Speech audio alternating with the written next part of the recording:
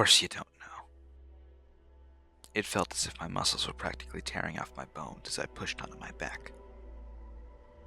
The sky was ringed with spots of static as my vision began to sputter again. My body, aching in pain, extends an eye to the thing in front of me. Her mosaic jade pupils peered at me with confusion.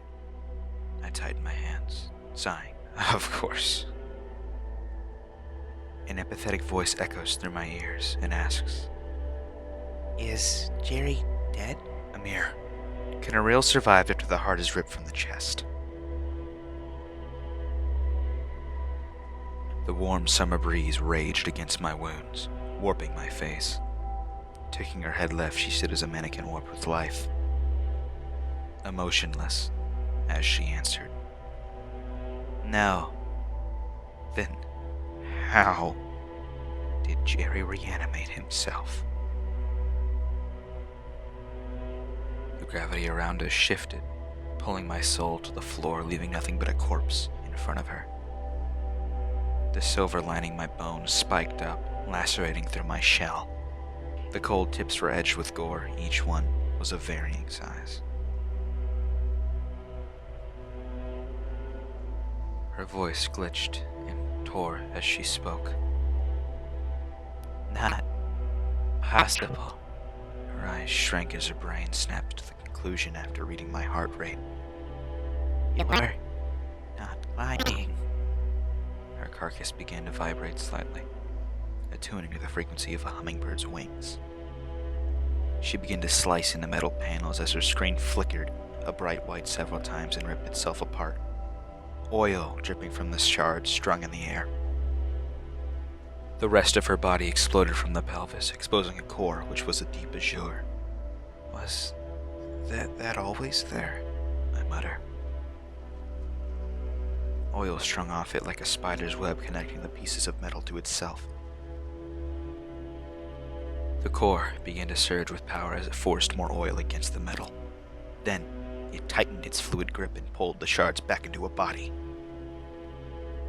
The cracks along it were long and unnatural, each one deeper than the last, yet they stitched themselves back together so perfectly. Her screen flashed back to life as a loading symbol appeared on it. "She exploded again. What caused it this time? Last time it was me. Maybe it's when she can't compute something, like dividing by zero. But what did she not compute last time? Maybe that's just her resetting, but that means she fully believes he couldn't be reanimated.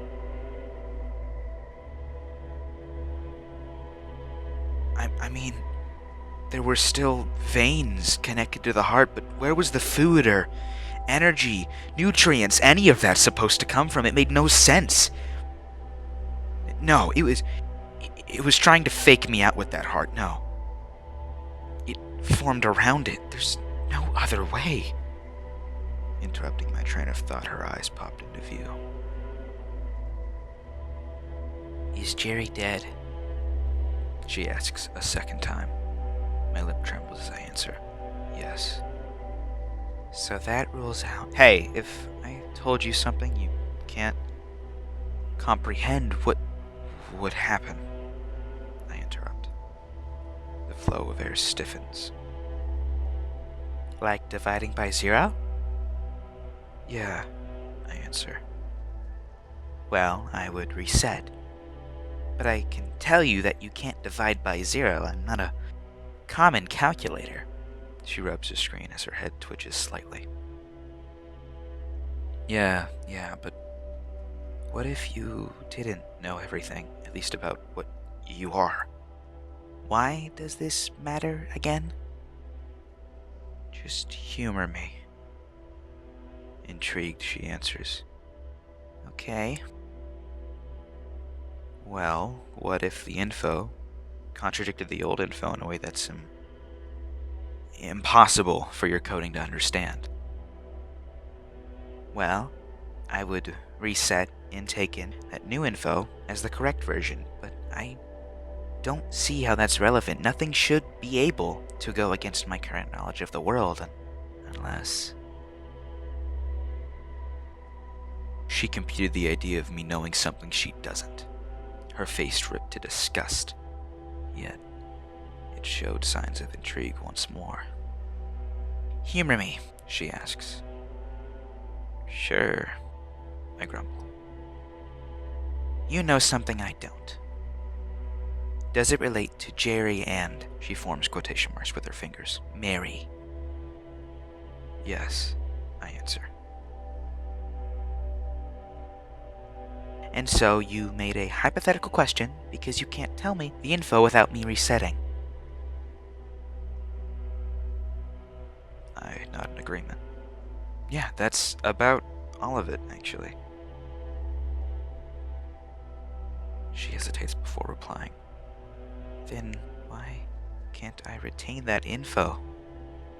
"Wait, I have no recollection of any events in between asking you how Jerry is and now." She looks around and a clock appears on her face reading 9:45 a.m. "Well, you're not lying, but maybe you're just delusional. You're most likely hallucinating due to your neural implants." Her eyes scrunch. "Then why?" Ferrofluid like oil spikes out from a crevice inside her body. The world felt heavy, like another atmosphere had been thrown on top of me. My ears pop as the fluid yanks itself back into her body. Evergreen words flash upon her screen that read, "Info intake unrestricted. File updating." Then quickly it swaps to a buffering symbol as her form slowly falls to the floor, cracking the pavement as she crashed. My nerves pinched as I flinched back. Her hand laid near my foot began to twitch, at first slowly, then rapidly. Her body stiffened as she forced herself up with just her legs, almost like a puppet. Invisible strings holding her hands far from her torso as her head went limp. Quiet, and for once genuinely afraid, a voice muttered, "Something's controlling my memories." She hesitates, moving her foot an inch forward. Her hands tighten, voice shaky as she tosses the blame to me. It's you, isn't it? You were able to force a command, even though I can only take orders from those alive. Since you're bonded with a rill, my software should perceive you dead." Her eyes shriveling up as she states one more time, "It's you." Her ghastly silver form rushed over to me, a hand ripped to my neck, shoving me into the air. Due to my injuries, I could only hang. I couldn't resist. "What the hell?" I scream. The robotic grip tightens. "You are not in control here. I don't know how, but since the heart kill switch can be bypassed, you are no longer..." She pauses and looks away, then shakes her head in confirmation. Her skull snaps back to scream at mine, the radiation of the screen burning against me as she stated shakily, "Needed." Her hand tightens once more. "Wait!" I yell. Her hand begins to melt as holes form around my collarbone, letting the silver absorb to my skeleton. Her screen then reads, "Current Administrator, Jonathan Ire." "Dad?" I exclaim. The letters pixelate and reform to spell out, "New Administrator, WIlliam Ire." Amir begins to fully melt and flow onto my bones. But right before she disappeared into my carcass, she spoke. "Stop.